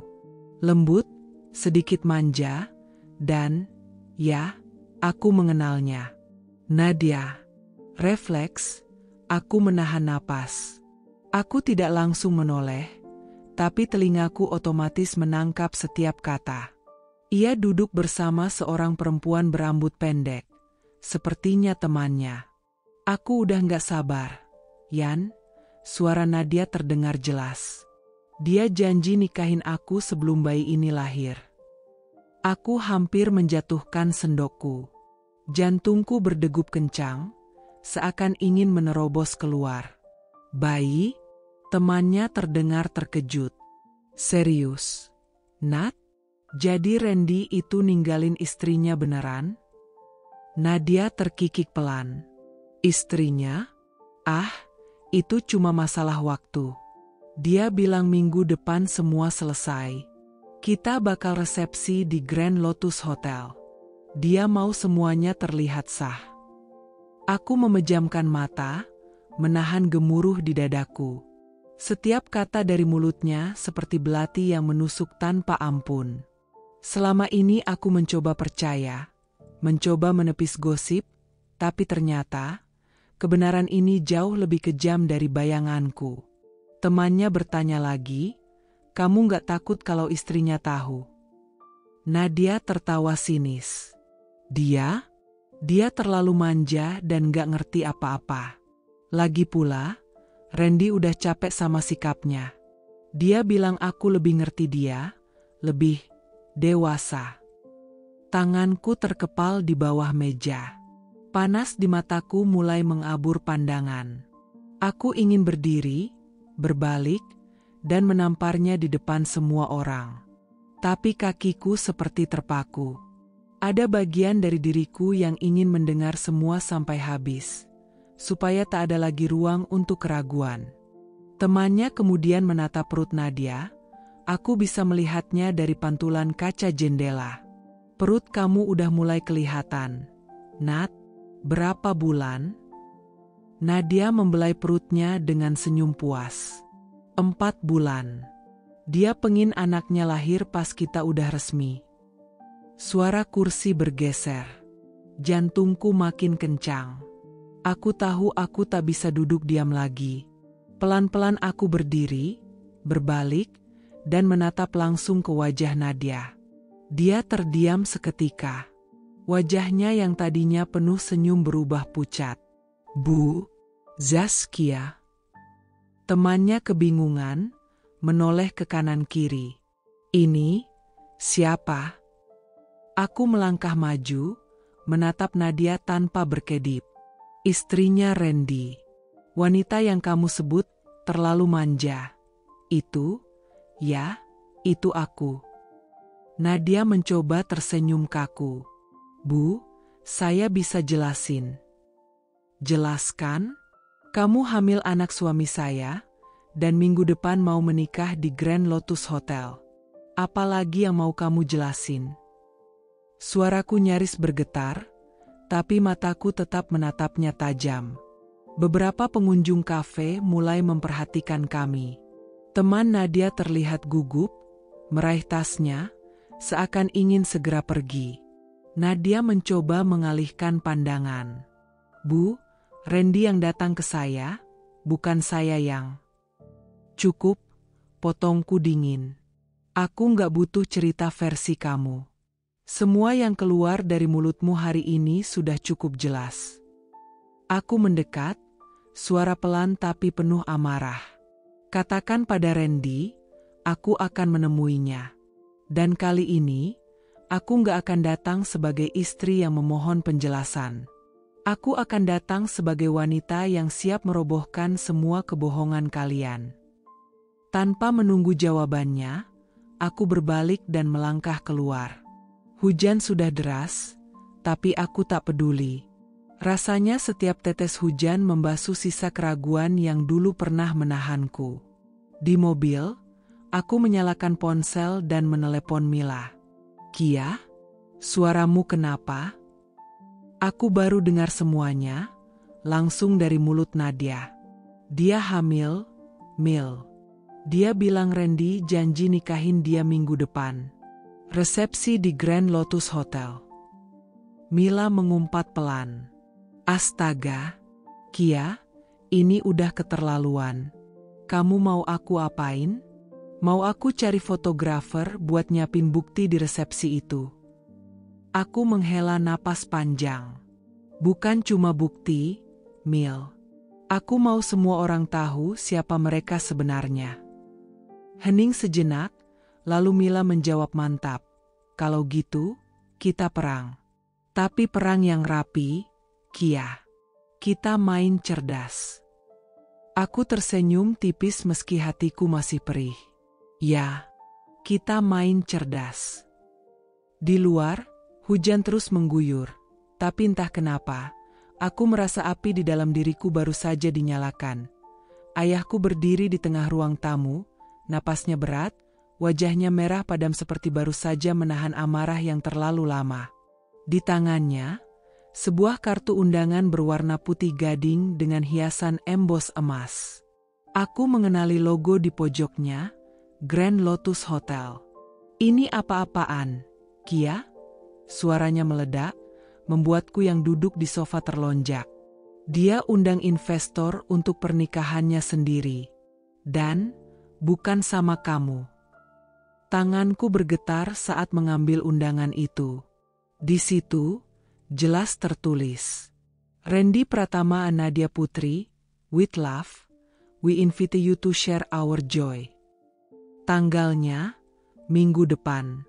Aku merasa perutku seperti diikat tali besi. Ada bagian dari diriku yang masih berharap ini semua salah paham, tapi bukti ini tidak bisa dibantah lagi. Ayah memijit pelipisnya, lalu menatapku tajam. Kia, kenapa kamu nggak bilang apa-apa sama papa? Kamu pikir papa nggak pantas tahu kalau menantunya ini berkhianat? Aku menelan ludah, Suaraku nyaris pecah. Pak, aku baru benar-benar yakin setelah dengar langsung dari mulut Nadia kemarin. Ibuku, yang duduk di sebelah, memegang tanganku erat. Matanya berkaca-kaca. Anakku, kenapa kamu simpan sendiri semua ini? Papa dan Mama bisa melindungi kamu, Nak. Aku menarik napas panjang, mencoba mengendalikan emosi. Aku cuma nggak mau bikin Papa marah. Aku tahu hubungan bisnis Papa sama Randy dan perusahaannya penting. Aku takut. Takut? Ayah memotong cepat. Lebih penting harga diri anak Papa daripada bisnis. Kamu pikir Papa akan diam melihat anaknya dipermainkan di depan publik? Tiba-tiba ponselku bergetar di meja. Nama Randy muncul di layar. Aku tatap sebentar, lalu mengangkatnya. Halo, ucapku datar. Sayang, suara Randy terdengar seperti biasa, seakan tidak ada badai yang sedang ia timbulkan. Aku minggu depan harus keluar kota.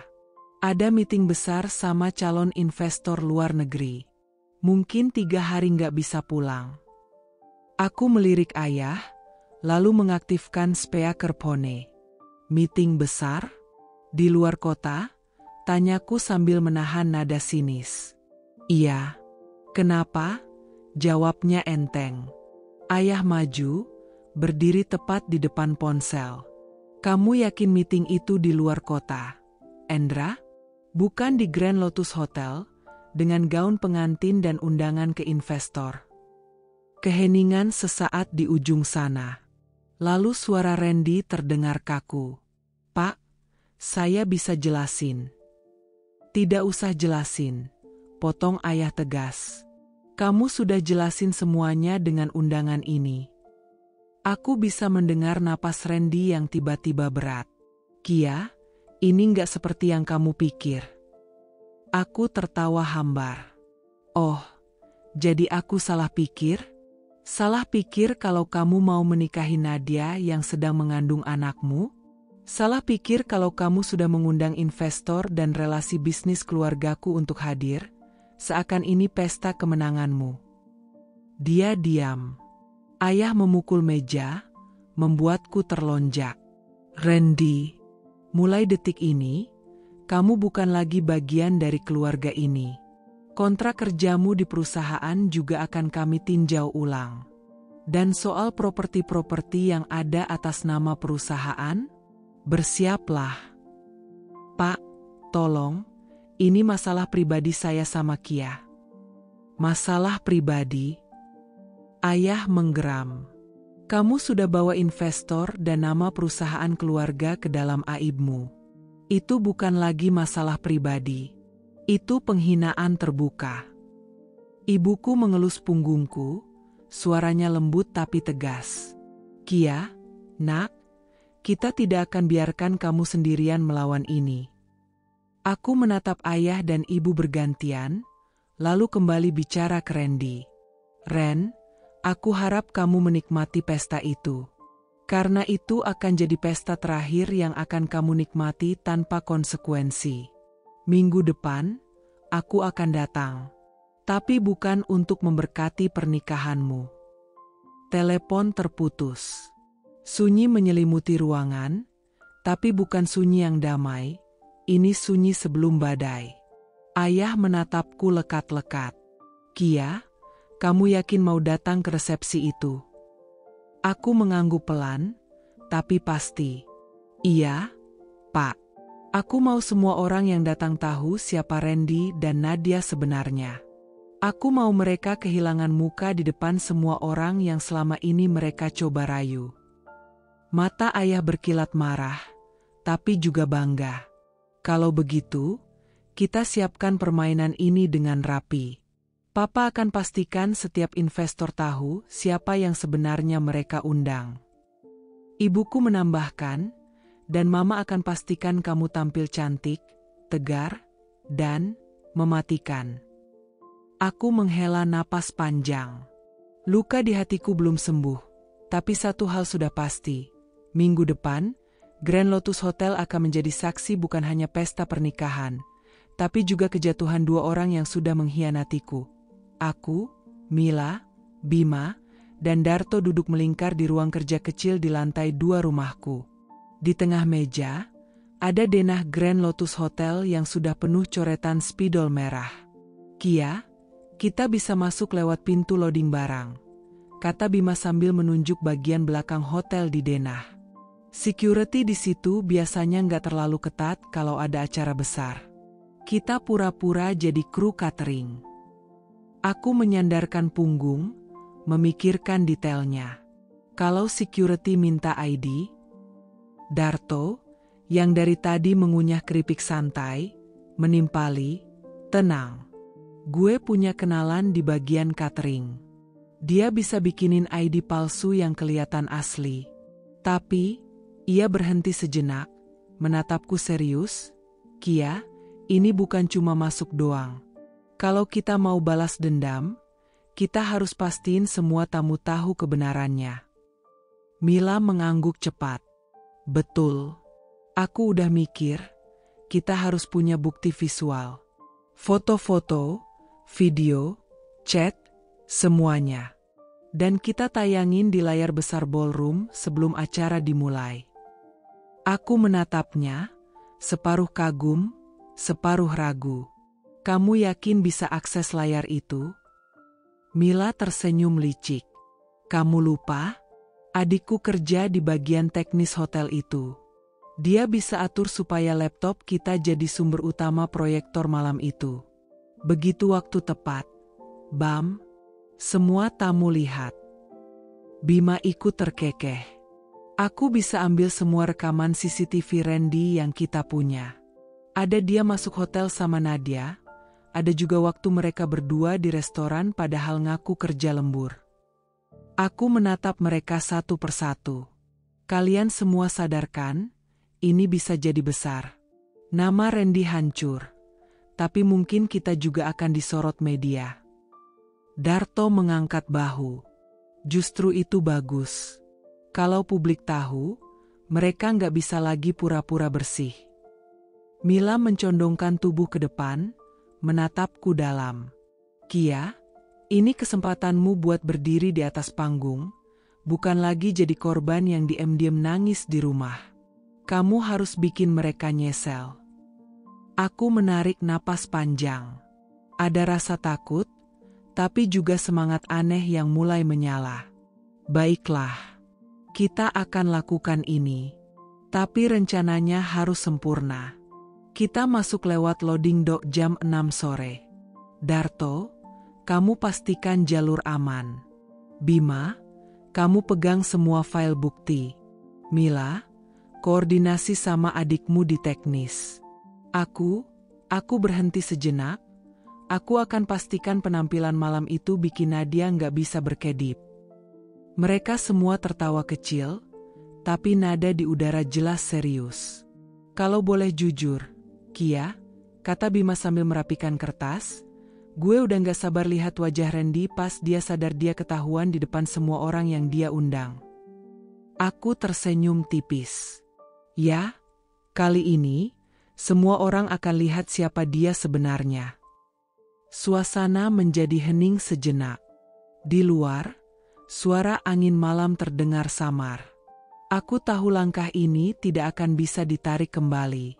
Tapi setelah semua yang dia lakukan, aku siap. Minggu depan, Grand Lotus Hotel tidak akan hanya menggelar resepsi pernikahan. Itu akan menjadi panggung kejatuhan Randy dan Nadia, dan aku akan berdiri di sana, menyaksikannya.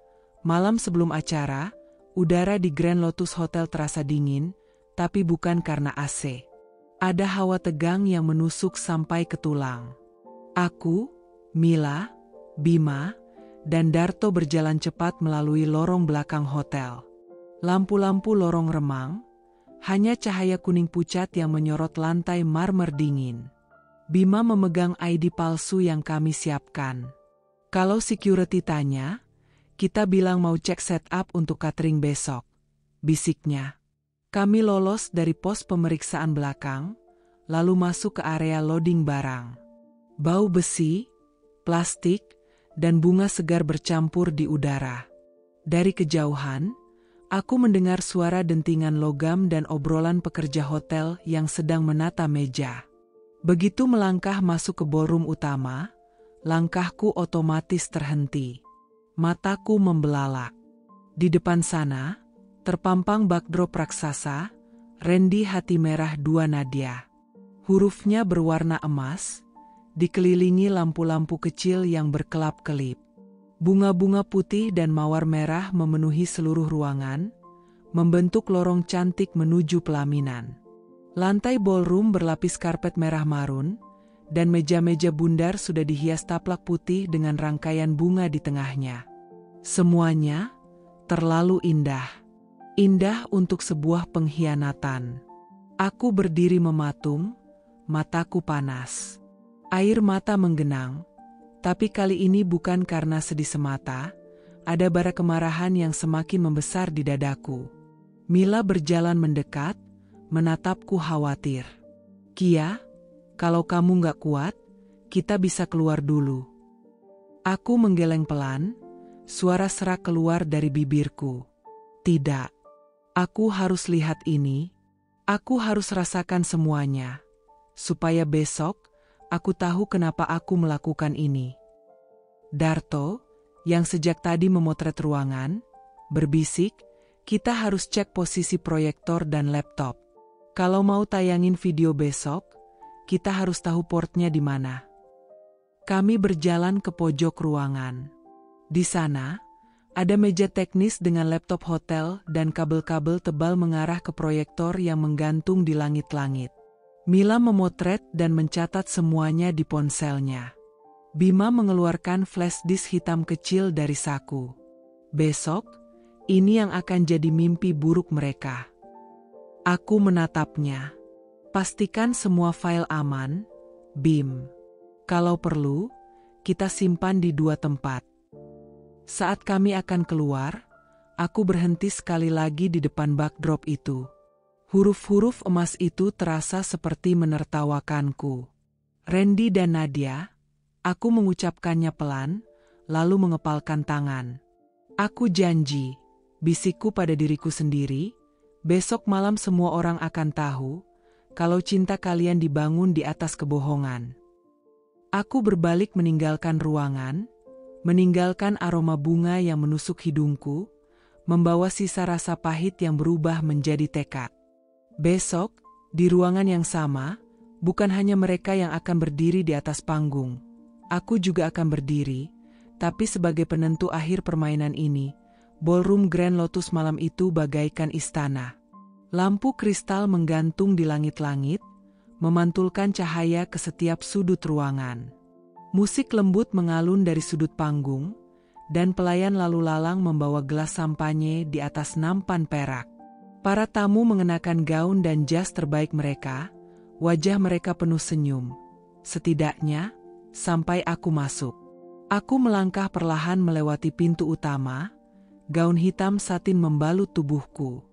Sepatuku berhak tinggi, suaranya mengetuk lantai marmer dengan ritme mantap.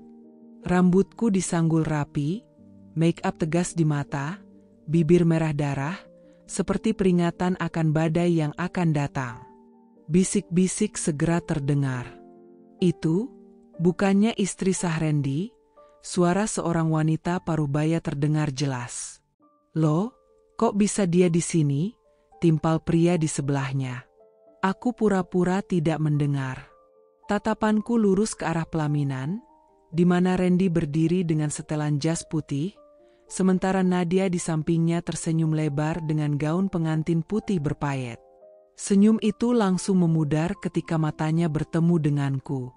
Mila muncul dari sisi ruangan, menyamar sebagai salah satu kru teknis dengan headphone di leher. Dia menyelipkan sesuatu di tanganku, remote kecil hitam. Ini tombolnya. Begitu aku kasih kode, kamu tekan, bisiknya. Bima dan Darto sudah berada di meja teknis di belakang, pura-pura memeriksa kabel. Aku melihat mereka memberi isyarat jempol. Semua posisi siap. Seorang MC naik ke panggung. Hadirin sekalian, mari kita sambut pasangan pengantin kita, Randy dan Nadia. Sorak-sorai memenuhi ruangan. Randy tersenyum ke arah tamu, Nadia menggandeng lengannya. Mereka melangkah ke tengah panggung seperti sepasang bintang. Aku maju ke arah mereka, langkahku mantap. Tamu-tamu mulai memperhatikan, beberapa bahkan memegang ponsel untuk merekam. Zaskia, suara Randy terdengar kaget, matanya melebar. Selamat malam, suamiku, jawabku dingin, cukup keras agar tamu di barisan depan mendengar. Tawa kecil terdengar dari sudut ruangan. Nadia menatapku tajam. Kamu ngapain di sini? Ini acara pribadi. Pribadi? Aku terkekeh pelan. Lucu sekali. Seingatku, pernikahan yang melibatkan investor, media, dan pejabat kota, bukan acara pribadi. Randy mencoba menahan wajahnya tetap tenang. Kia, tolong, kita bicarakan di luar. Jangan bikin malu. Aku mendekat, jarak kami hanya 1 meter. Oh, kita akan bicara. Tapi bukan cuma kita berdua. Semua orang di sini harus dengar. Sorakan kecil mulai terdengar. Tamu-tamu berbisik-bisik, beberapa maju sedikit untuk mendengar lebih jelas. Mila memberi isyarat dari jauh. Saat Randy hendak memegang lenganku, aku menekan tombol di remote. Lampu ballroom tiba-tiba meredup, dan layar LED besar di belakang panggung menyala. Gambar pertama, rekaman CCTV Randy dan Nadia masuk ke hotel tengah malam. Tamu-tamu mulai riuh. Gambar berikutnya, foto mereka makan malam berdua di restoran mahal, tangan Randy menggenggam tangan Nadia. Lalu potongan chat. Randy, sabar sayang, sebentar lagi kita bebas. Aku janji. Nadia, aku nggak mau bayi ini lahir tanpa status. Nadia memucat. Randy melangkah mundur, wajahnya berubah pucat pasi. Teriakan kecil terdengar dari barisan tengah. Astaga, jadi gosip itu benar. Dia ninggalin istrinya yang sah. Aku berdiri tegak di tengah ruangan, memandangi layar tanpa berkedip. Hadirin sekalian, suaraku terdengar tegas, inilah pasangan yang Anda rayakan malam ini. Mereka berdua mengkhianati pernikahan sah saya, di belakang keluarga saya, dan di belakang Anda semua yang hadir di sini. Randy mencoba bicara, Kia, hentikan ini. Aku menatapnya tajam. Berhenti? Kau yang seharusnya berhenti, berhenti berbohong. Nadia berusaha memulihkan wajahnya. Kamu cemburu, Kia. Randy mencintaiku. Kami akan membangun keluarga bahagia. Aku memotongnya, suaraku tajam seperti pisau. Keluarga bahagia? Kau pikir kebahagiaan bisa dibangun di atas air mata orang lain? Beberapa tamu mulai meninggalkan ruangan, jelas kecewa. Seorang investor senior mendekati ayahku yang duduk di depan, menggeleng-gelengkan kepala. Ayahku menatap Randy dengan tatapan yang bisa membakar. Aku melangkah mendekat ke mikrofon di panggung. Randy, aku ingin kau ingat satu hal. Saat semua orang pergi, saat semua pintu tertutup, kau akan sendirian. Dan kau akan ingat malam ini, malam di mana kebohonganmu mati. Aku menjatuhkan remote di lantai, bunyinya nyaring. Lalu aku berbalik, gaunku berayun saat aku berjalan keluar ballroom, meninggalkan ruangan yang penuh dengan tatapan tercengang, bisikan, dan reputasi yang hancur berantakan. Suara bisik-bisik tamu yang masih kaget dari pemutaran rekaman tadi belum sepenuhnya hilang ketika aku melangkah mundur dari panggung. Tanganku bergerak ke tas kecil di bahu. Napasku teratur, tapi dadaku bergemuruh seperti gendang perang. Aku membuka resleting tas pelan-pelan. Botol plastik besar berisi cairan bening muncul di genggamanku. Beberapa tamu di barisan depan langsung melotot. Bau menyengat mulai menyebar begitu tutup botol kubuka. Astaga, itu bensin, bisik seorang wanita muda sambil menutupi hidungnya. Randy langsung maju, wajahnya berubah pucat pasi. Kia, jangan macam-macam. Kamu mau apa? Aku menatapnya lurus. Aku mau memastikan hari ini jadi hari yang benar-benar kalian ingat, seumur hidup. Tanpa ragu, aku mulai menyiram backdrop megah bertuliskan Randy Hati Merah 2 Nadia. Bunga-bunga putih yang tadi berdiri anggun kini basah kuyup oleh bensin, kelopaknya menghitam sedikit demi sedikit. Karpet merah menuju pelaminan ikut kuyup, meninggalkan jejak mengilap di bawah cahaya lampu kristal. Kia, hentikan. Kau sudah gila. Randy mencoba mendekat, tapi Bima dan Darto yang berdiri di dekat panggung langsung bergerak menghadangnya. Jangan sentuh dia. Suara Bima tegas, nada ancaman jelas terdengar.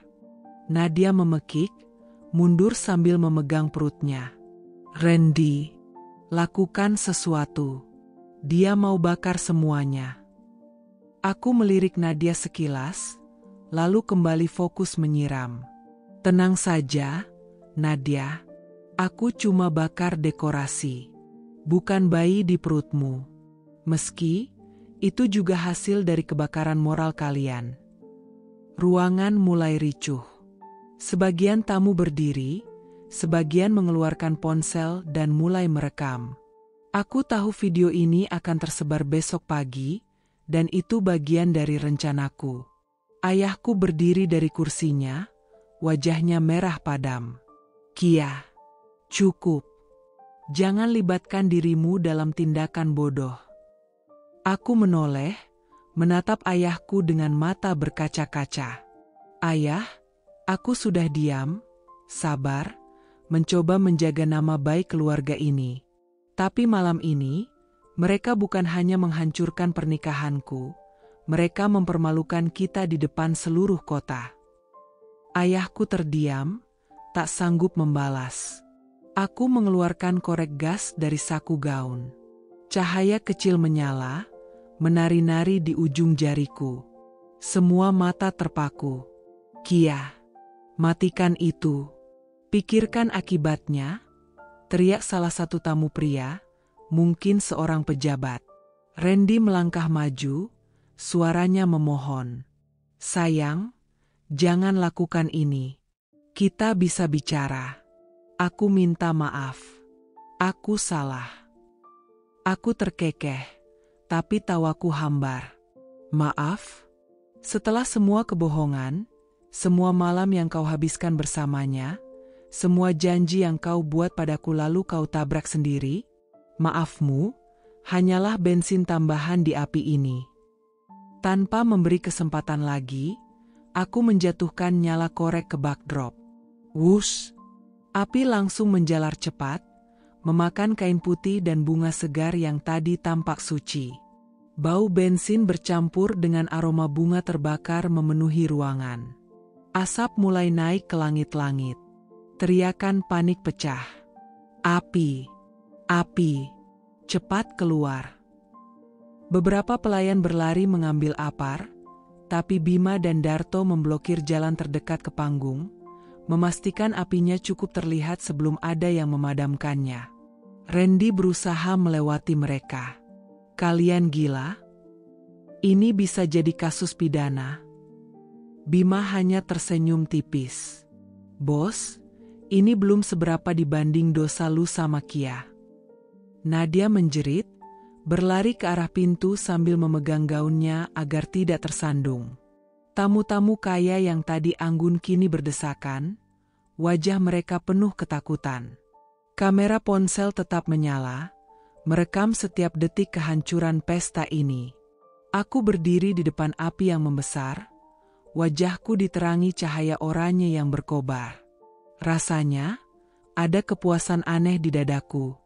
Semua kebohongan yang dibangun Randy dan Nadia, semua keindahan palsu, mereka kini hancur jadi abu di depan mata semua orang. Randy menatapku dengan campuran marah dan takut. "Kia, kamu akan menyesal." Aku tersenyum tipis. "Tidak, Ren. Justru untuk pertama kalinya, aku merasa lega." Sirene pemadam kebakaran mulai terdengar di kejauhan. Beberapa petugas keamanan hotel mencoba memadamkan api, tapi bagian backdrop sudah hampir habis terbakar. Karpet bunga berubah jadi abu hitam. Aku menuruni panggung perlahan, melewati Randy yang masih terdiam. Saat jarak kami sejajar, aku berbisik di telinganya. "Kau pikir kau bisa membuangku seperti sampah? Malam ini, aku yang membuangmu." Lalu aku berjalan keluar ballroom, diikuti Mila, Bima, dan Darto. Pintu besar tertutup di belakang kami, meninggalkan Randy, Nadia, dan semua tamu mereka di tengah kepanikan dan asap tebal. Api sudah mulai merayap lebih tinggi, lidah-lidahnya menyambar bunga-bunga putih yang dulu terlihat anggun, kini berubah menjadi bara hitam. Suara pecahan gelas terdengar di sudut ruangan ketika salah satu dekorasi kristal jatuh karena panas. Aku berdiri tegak di tengah kobaran itu, gaun hitamku berkibar tipis karena hembusan angin panas. Semua mata masih tertuju padaku, bahkan mereka yang sudah hampir mencapai pintu keluar tak bisa berhenti melihat. Aku menarik napas dalam, lalu berteriak sekuat tenaga. "Selamat menikah, Ren. Semoga pernikahanmu ini terbakar bersama semua kebohonganmu." Suara itu menggema di seluruh ballroom. Mikrofon yang masih terhubung ke sistem suara memantulkan tiap kata dengan jelas. Nadia menjerit, memeluk perutnya. "Randy, lakukan sesuatu. Dia gila." Randy hanya berdiri terpaku, wajahnya pucat seperti kain sprei. Keringat mengalir di pelipisnya, entah karena panas atau rasa malu. "Kia, tolong berhenti." Semua orang melihat. Suaranya nyaris berbisik, tapi tetap terdengar putus asa. Aku melangkah mendekat, menatap matanya tajam. Itu justru tujuannya. Semua orang harus melihat siapa kamu sebenarnya. Pencuri, pembohong, dan pengecut. Teriakan tamu semakin panik. "Cepat keluar. Ada yang telepon pemadam belum?" Asap mulai menuruni langit-langit, membuat lampu gantung kristal tampak suram dan berkabut. Ayahku mencoba maju, tapi Bima menahannya. "Pak, biarkan dia. Ini haknya. Mereka yang mulai, biarkan Kia yang mengakhiri." Wajah ayahku tegang, tapi dia tidak lagi mencoba menghentikanku. Ada kesadaran pahit di matanya, bahwa anak tunggalnya sudah dipermainkan terlalu jauh. Randy melangkah satu langkah mendekat, mencoba bersuara lebih tegas. "Kia, kalau kamu mau marah, silakan. Tapi jangan bawa semua orang ke dalam masalahmu." Aku tertawa, tawa pendek tapi penuh sinis. "Masalahku? Kau selingkuh di belakangku, menghamili asistenmu, lalu mengadakan pesta mewah dengan uang dari perusahaan ayahku.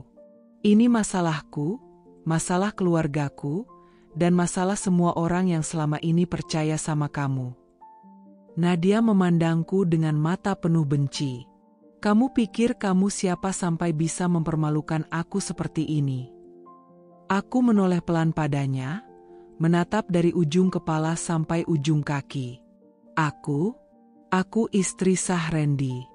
Dan kamu cuma gangguan sementara yang kebetulan hamil." Beberapa tamu tersedak napas mendengar kata-kataku. Sebagian lagi tak bisa menahan diri untuk menutupi mulut, shock sekaligus terhibur. Kamera ponsel semakin banyak terangkat, memastikan setiap detik terekam. Aku mengangkat tangan, menunjuk ke arah keduanya. "Lihat baik-baik semua orang. Inilah pasangan yang kalian rayakan malam ini. Pengkhianat yang tak segan menginjak janji suci demi nafsu murahan." Sorakan kecil terdengar dari sudut ruangan, entah dari siapa, tapi itu membuat Nadia semakin memerah. Kamu akan membayar untuk ini, katanya sambil gemetar. Aku tersenyum miring. Aku sudah membayar terlalu mahal. Sekarang giliran kalian yang bayar, dengan reputasi kalian. Api di backdrop mulai merembet ke kain pelaminan. Beberapa petugas hotel akhirnya berhasil membawa apar dan menyemprotkan busa putih, tapi kerusakan sudah terlanjur parah. Bunga-bunga, kain, dan sebagian dekorasi mahal hancur total.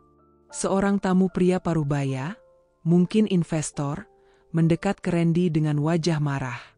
Ini pernikahan atau skandal? Saya datang untuk acara resmi, bukan tontonan murahan. Randy mencoba menjelaskan, tapi pria itu sudah pergi, menggelengkan kepala. Aku tahu, efek dari malam ini akan menjalar ke karir dan bisnisnya. Aku melangkah mundur perlahan, mengambil tas yang tadi kutaruh di kursi. Mila muncul dari kerumunan, wajahnya antara lega dan kagum. Kia, gila, kau benar-benar nekat, bisiknya. Aku cuma melakukan apa yang mereka pikir aku nggak berani lakukan. Jawabku sambil menatap panggung yang kini basah oleh busa pemadam tapi masih berasap. Bima menepuk bahuku. Kita harus keluar sekarang sebelum keamanan hotel mencoba nahan kamu. Aku mengangguk, tapi sebelum pergi, aku memandang Randy sekali lagi. Ren. Dia mendongak, matanya masih panik.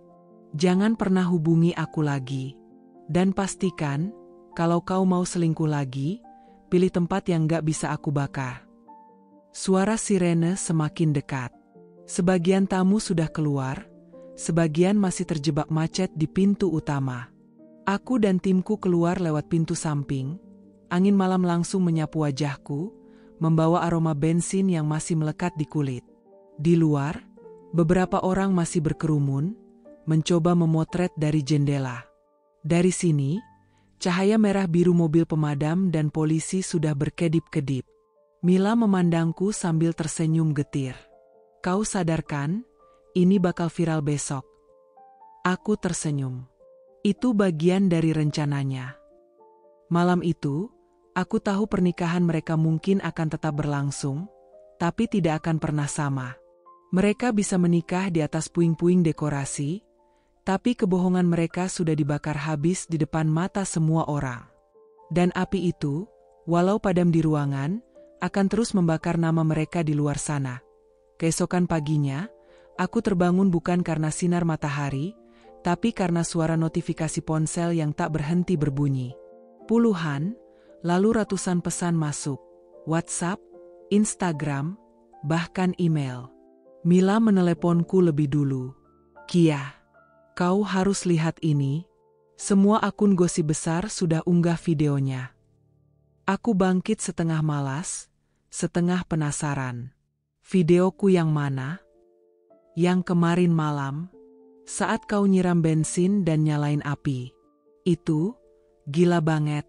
Komentarnya ribuan, dan mayoritas, mendukungmu. Aku membuka Instagram. Akun-akun gosip memposting videoku berdiri di tengah ballroom, gaun hitamku kontras dengan kobaran api di belakang.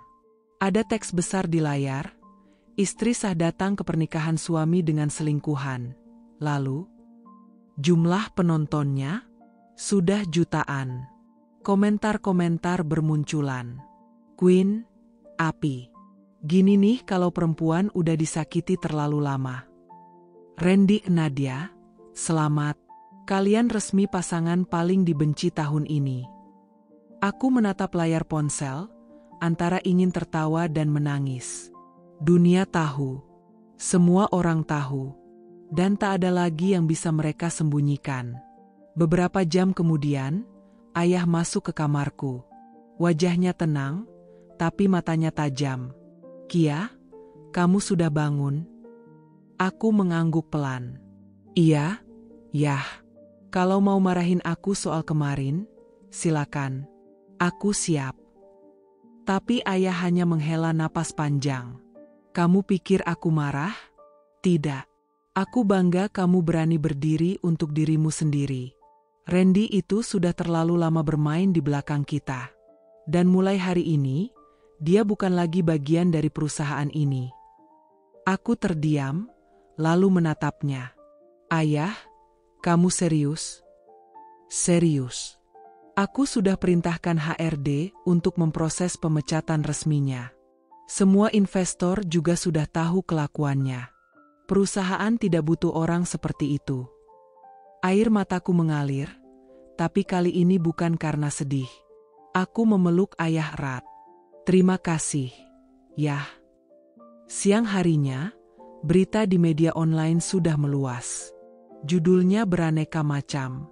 Skandal pernikahan terbakar, bos properti pecat menantu. Viral, istri sah hancurkan resepsi suami dan selingkuhan. Pesta mewah berujung api. Randy tak muncul di publik sejak semalam.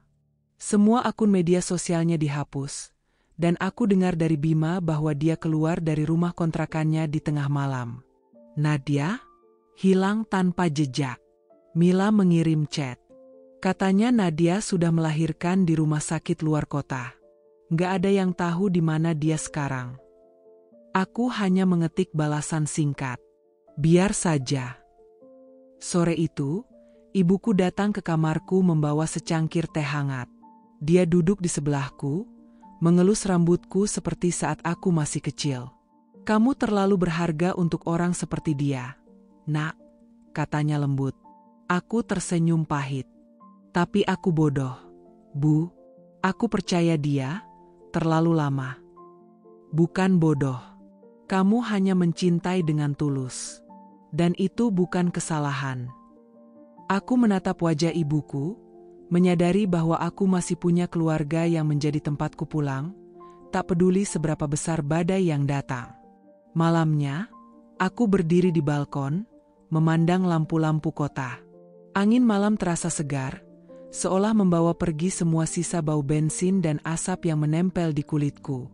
Pikiranku melayang ke malam kemarin.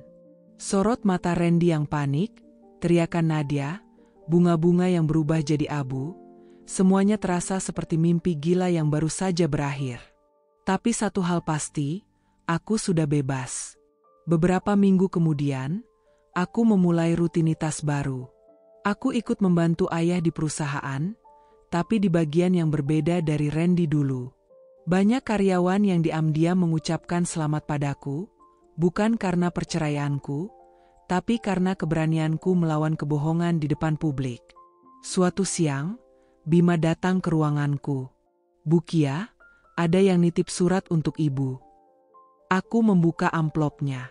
Isinya hanya secari kertas bertuliskan, kamu menang. Tapi permainan belum selesai. Aku tersenyum miring. Biarkan saja dia berpikir begitu. Aku nggak main lagi di lapangan yang sama. Beberapa bulan berlalu, nama Randy dan Nadia perlahan memudar dari pemberitaan, tapi peristiwa itu tetap menjadi legenda di kota ini. Setiap kali ada acara pernikahan, selalu ada yang bercanda. Hati-hati, jangan sampai pernikahanmu dibakar kayak yang kemarin itu. Aku tak lagi merasa sakit hati mendengarnya. Aku malah merasa bangga. Karena di saat banyak orang memilih diam saat disakiti, aku memilih untuk bertarung dan menang. Kini, setiap pagi aku bangun dengan perasaan ringan. Tanpa rasa takut, tanpa rasa curiga. Hidupku mungkin tak lagi sempurna seperti cerita di majalah. Tapi setidaknya aku punya satu hal yang jauh lebih berharga. Kendali penuh atas diriku sendiri. Dan seluruh kota ini tahu, ada satu pernikahan yang tak pernah terlupakan, pernikahan yang kubakar dengan tanganku sendiri.